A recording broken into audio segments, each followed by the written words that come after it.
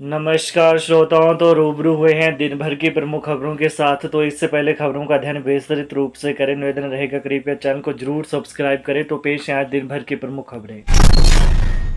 कुल्लू लाहौल की चोटियों में हल्की बर्फबारी, कुछ भागों में 3 दिन हल्की बारिश के आसार।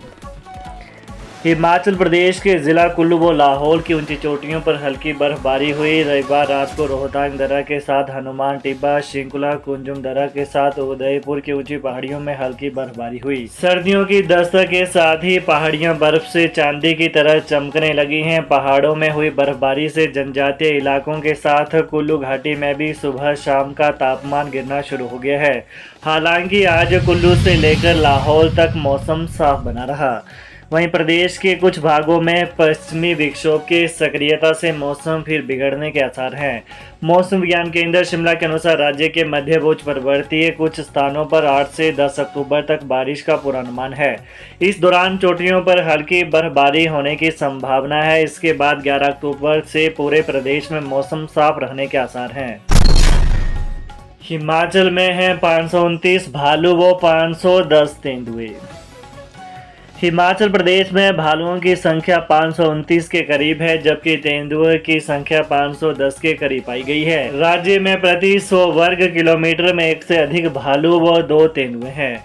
यह बात ZSI के शुरुआती अध्ययन में सामने आई है। इसकी जानकारी वन मुख्यालय में वाइल्ड लाइफ सप्ताह के तहत आयोजित सेमिनार में ZSI के वैज्ञानिक डॉक्टर भीमदत्त जोशी ने दी।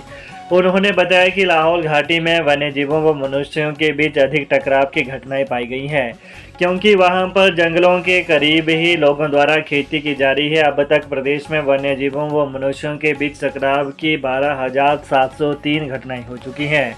बताया कि ZSI वर्ष 2022 से हिमाचल में अध्ययन कर रहा है। इसके तहत पहले वन विभाग के 1942 अधिकारियों को प्रशिक्षित किया गया तथा प्रदेश के हर क्षेत्र से नॉन इन्वेसिव सैंपल लिए तथा उनके DNA की जांच के बाद भालू व तेंदुओं की संख्या का अनुमान लगाने का प्रयास किया। खेल मंत्री यादवेंद्र गोमा बोले, कोई खेल टैक्स नहीं लगाया, आधारहीन आरोपों की जगह तथ्य दे जयराम। युवा सेवा एवं खेल मंत्री यादवेंद्र गोमा ने कहा कि पूर्व मुख्यमंत्री जयराम ठाकुर निराधार आरोप लगा रहे हैं। प्रदेश सरकार ने किसी भी प्रकार का खेल टैक्स नहीं लगाया है। कोई संगठन या खेल संस्था प्रतियोगिता आयोजित करने के लिए मैदान मांगती है तो उसे उसका शुल्क चुकाना पड़ता है। गोमा ने कहा कि खेल मैदानों की मरम्मत के लिए शुल्क लिया जाता है। प्रदेश में बीते कई वर्षों से यही प्रक्रिया चली आ रही है। गोमा ने कहा कि पूर्व मुख्यमंत्री राजनीतिक रोटियां सेंकने के लिए रोजाना सरकार पर नए नए आरोप लगाकर जनता को गुमराह कर रहे हैं। कहा कि जयराम ठाकुर को इस बयानबाजी के लिए तथ्य पेश करने चाहिए। 9वीं से 12वीं कक्षा के विद्यार्थियों को मिलेगी वित्तीय साक्षरता, करियर और जीवन कौशल की शिक्षा। शिमला समग्र शिक्षा ने स्कूली शिक्षा की दिशा में एक अहम कदम उठाते हुए प्रदेश के सरकारी स्कूलों के 9वीं से 12वीं कक्षा के विद्यार्थियों को वित्तीय साक्षरता, करियर की समझ, जीवन कौशल की शिक्षा प्रदान करने का फैसला लिया है। इसके लिए समग्र शिक्षा हिमाचल ने मैजिक बस इंडिया फाउंडेशन के साथ एक करार MOU किया है। यही नहीं, इसके साथ ही 6ठी से 8वीं कक्षा के बच्चों के लिए होलिस्टिक प्रोग्रेस कार्ड लागू किया जाएगा। समग्र शिक्षा की ओर से राज्य परियोजना निदेशक राजेश शर्मा और मैजिक बस इंडिया फाउंडेशन की ओर से क्षेत्रीय निदेशक प्रत्युष दास ने MOU पर हस्ताक्षर किए। समग्र शिक्षा ने मैजिक बस इंडिया फाउंडेशन के साथ मिलकर हिमाचल में एक नया कार्यक्रम शुरू किया है, जिसका उद्देश्य सरकारी स्कूलों के 9वीं से 12वीं कक्षा के विद्यार्थियों को रोजगार शिक्षा से जोड़ना और होलिस्टिक प्रोग्रेस कार्ड यानी HPC को अपनाना है। इसके तहत छात्रों को रोजगार शिक्षा कार्यक्रम EEP के जरिए वित्तीय साक्षरता, करियर की समझ और जीवन कौशल पर शिक्षा दी जाएगी। हिमाचल में पर्यटकों के लिए राहत भरी खबर, अब बैरियर पर नहीं लगानी होगी लाइन, फास्टैग से कटेगा शुल्क। हिमाचल प्रदेश के प्रवेश द्वारों में बैरियर पर अब पर्यटकों को लंबी कतारों से मुक्ति मिलने वाली है। बैरियर पर फास्टैग से वाहन शुल्क कटेगा। राज्य सरकार ने कंपनी चयन के लिए निविदा प्रक्रिया शुरू कर दी है। कराधान विभाग इसे वित्त वर्ष में नई प्रणाली शुरू करेगा। चयनित कंपनी सोलन, सिरमौर, बिलासपुर, ऊना व कांगड़ा जिलों के बैरियर पर काम करने वाली कंपनियों को फास्टैग उपलब्ध कराएगी। सरकार को अभी बैरियर की नीलामी से वार्षिक 150 करोड़ रुपए का शुल्क प्राप्त होता है। राजस्व मंत्री जगत सिंह नेगी बोले, नड्डा ने हिमाचल आकर किया जनता और सरकार का तिरस्कार।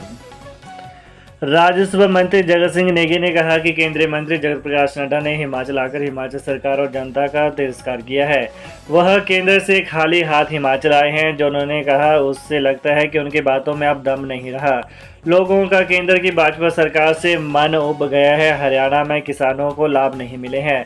वहां भाजपा की सरकार रहते आर्थिकी नीचे चली गई है। जम्मू कश्मीर में भी धारा 370 हटाकर कुछ फायदा नहीं हुआ है। लद्दाख को यूटी बनाए जाने से लोग परेशान हैं। दावा किया कि हरियाणा और जम्मू में कांग्रेस की सरकार बन रही है।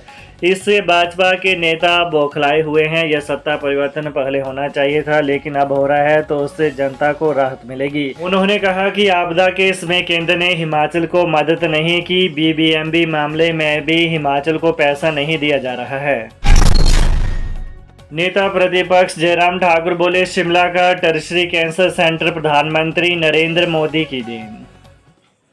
नेता प्रतिपक्ष ने शिमला स्थित अपने आधिकारिक आवास पर मीडिया के प्रतिनिधियों से बात करते हुए कहा कि मुख्यमंत्री सुखविंदर सिंह सुक्खू हर दिन केंद्र सरकार को जी भरकर गाली देते हैं और केंद्र सरकार द्वारा वित्त पोषित योजनाओं का ही फीता भी काटते हैं, लेकिन केंद्र सरकार के सहयोग का आभार जताने के लिए दो शब्द भी नहीं कहते हैं। कहा कि आईजीएमसी स्थित टर्शरी कैंसर सेंटर के निर्माण में सारा पैसा केंद्र सरकार का लगा है, लेकिन उद्घाटन करने पहुंचे मुख्यमंत्री ने केंद्र के बारे में एक भी अच्छा शब्द नहीं कहा आईजीएमसी में अत्याधुनिक उपकरणों से लैस जिस कैंसर अस्पताल के भवन का लोकार्पण हुआ, उसके भवन और उपकरणों के निर्माण के लिए केंद्र सरकार ने 56 करोड़ रुपए दिए। पूर्व की बीजेपी सरकार के इसमें से काम चल रहा था।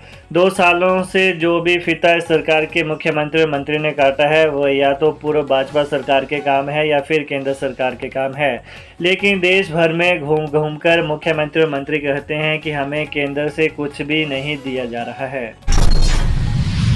आईजीएमसी में पेट स्कैन के लिए 20 crore tertiary cancer care centre का नया ब्लॉक शुरू। आईजीएमसी शिमला के टर्शरी कैंसर केयर सेंटर के नए ब्लॉक का आज मुख्यमंत्री सुखविंदर सिंह सुक्खू ने शुभारंभ किया। अब कल से मरीजों को यहां पर ही ओपीडी सेवाएं मिलना शुरू हो जाएंगी। 5 मंजिला इस ब्लॉक को बनाने में लगभग 13,050 लाख रुपए की लागत आई है। अस्पताल जाने वाली मुख्य सड़क के साथ बनी 4थी मंजिल की नई ओपीडी में प्रवेश करते ही मरीजों को उपचार मिलना शुरू हो जाएगा। भवन में मरीजों की सुविधा के लिए इंक्वायरी काउंटर, आयुष्मान और हेम केयर काउंटरों की सुविधा भी उपलब्ध की गई है।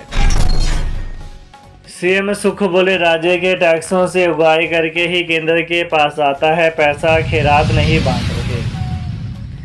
मुख्यमंत्री सुखविंदर सिंह सुक्खू ने केंद्रीय मंत्री एवं भाजपा अध्यक्ष जेपी नड्डा के बयान पर पलटवार किया है। भाजपा अध्यक्ष जेपी नड्डा के बीते दिनों बयान दिया था कि केंद्र यदि मदद न करे तो एक दिन भी हिमाचल की सरकार नहीं चल सकती। इस पर सीएम सुक्खू ने कहा कि नड्डा को जानकारी होनी चाहिए कि हम संघीय ढांचे में रहते हैं।